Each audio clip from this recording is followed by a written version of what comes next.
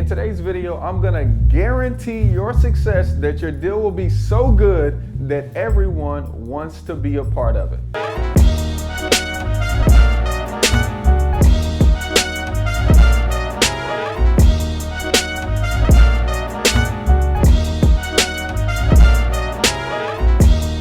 What's up guys, it's your boy Swan Belcher. This is me taking action on Instagram, and today I want to talk about our apartment deal that we have.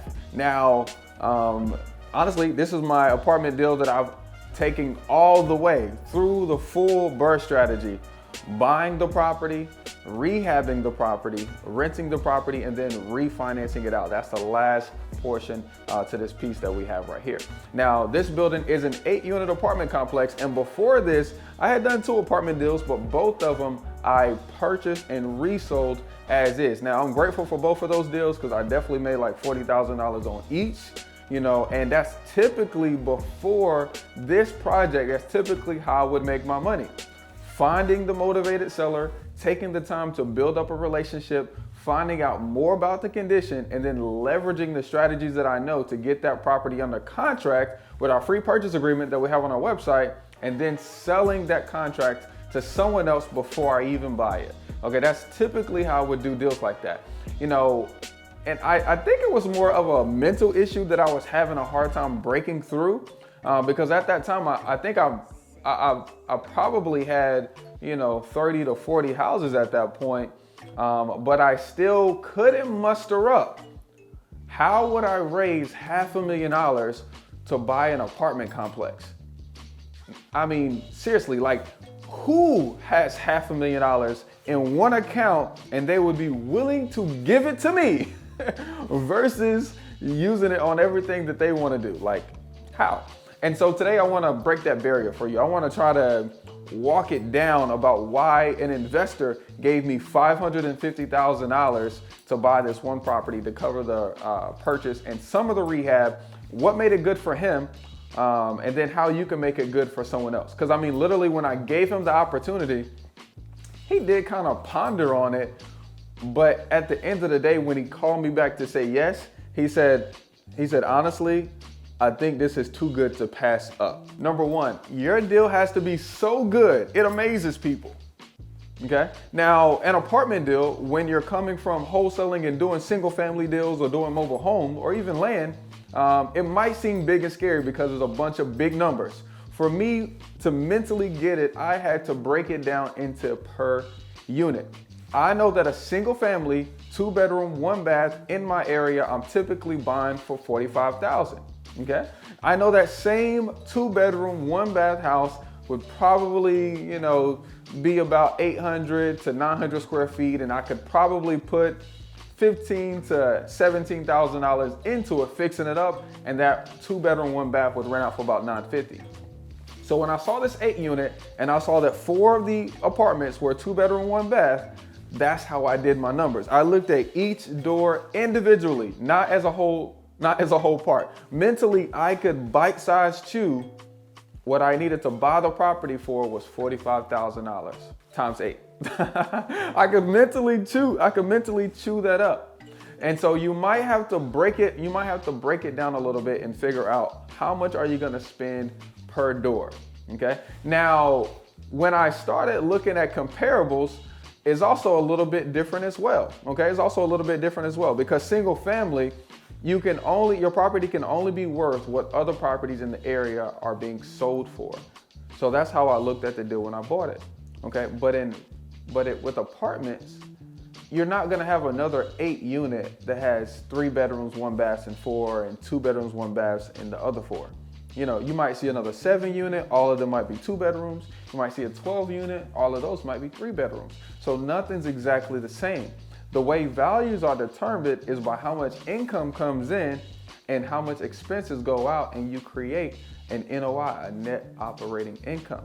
Now, this is where the beauty lies because my deal I locked up at $375,000 per door, which turned out to be about $43,000 per door, $375,000 full purchase price for 8 doors, which turned out to be about $43,000 per door. that was a great deal because similar properties, okay, like I said, 7-unit with 2 bedrooms, 1 bath sold for $890,000. Okay, now that's the first thing you have to do is create a deal that's so amazing that they're like, how did this guy do that?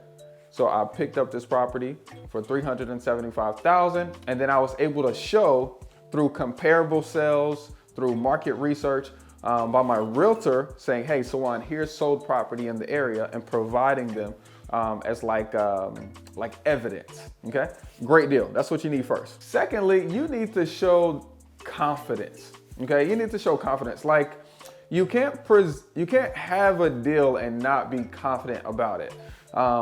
Some people will have a deal under contract, and then when they're trying to sell me on buying it from them, they can't tell me why it's such a great deal, how this is an amazing opportunity compared to every other opportunity that's going to come into my email today.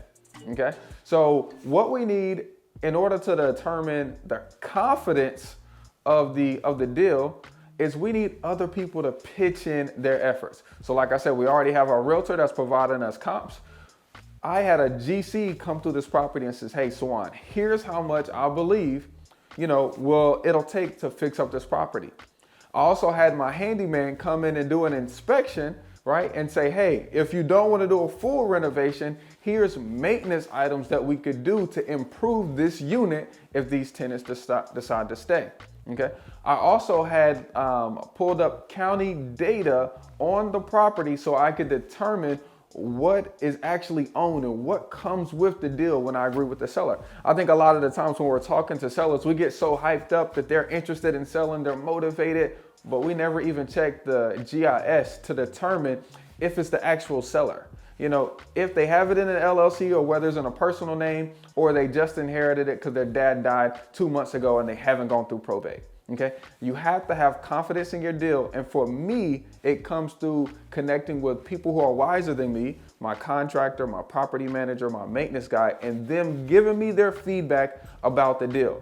Okay, so by the time I know I have value in it because I purchased it at an amazing price. Okay, I know I'm confident about the deal because my advisors, the people that are going to help me complete this deal, right, says, hey, you got something good here. All of these numbers work. Lastly, what you're going to need is a good structure to the deal. The best guarantee of real estate is that there's monthly income. If you get rid of that guarantee for real estate, you don't have a good deal. What I mean is if you can't get paid monthly from the asset, okay? If you can't get paid monthly from the asset, it's not an asset at all. So that means that your income that you have coming in for the property or your potential income that you have coming in for the property must be greater than what you pay out every single month. Bottom line. So when I purchased this property, okay, when I purchased this property at the time, the $550,000 note from my private money guy, I structured as an interest-only note. Okay, there's 3 ways that you can structure a deal, and we actually talk about that on the weekly coaching calls on Sunday with other investors who are actually doing deals. So if you want to be a part and figure out how to make these deals work with someone, we'll actually analyze deals on there, have deep topic discussions about analyzing deals, acquiring deals, and actually raising money for those deals on those calls. So I'll leave a link below so that way you guys can jump on there and get the support that you need so you can do the deals that you want to do, just like this one. Okay, now I structured it as interest only because I didn't want my payoff to go up, but I needed my private money guy to benefit while we held the property. So I gave him points on the front, and I also gave him interest only. Just to explain what points are, is essentially creating money out of thin air, okay? So I needed $550,000 and he charged me 2 points. That's what I came up with, by the way. 2% of $150,000 he doesn't have to bring to closing. So we instantly create $11,000 out of thin air for our private money guy. That's good structure. Our interest only payment is only $2,041 and the current tenants that are gonna stay, rental amounts equal $2,040. Excuse me. And our current tenants who are actually gonna stay when we buy the property, their current rents add up to $2,600, means we're in a safe spot from jump. Once you have a great deal, once you have confidence in your deal, and then also once you're able to structure it so that way you have cash flow and equity, you'll find that it's easy to find people who want to invest in a safe investment just like this. Okay, once again, I'll purchase it for $375,000. Other apartments in the area are selling for $890,000. All of my advisors are telling me this is a great decision. And then of course, we're structuring it so that the lender is guaranteed to get their return every single month. This is how you put together real estate apartment deals, single family deals, warehouse deals, okay? Any kind of deal you want to do in real estate investing, you can set up like this and people are willing to give you the money as long as you have a great deal. So, well, look. We'll show you a little B-roll of how amazing this project has been for us. But until the next one, remember, you don't need all three to do a deal. You just need two to do you. Peace.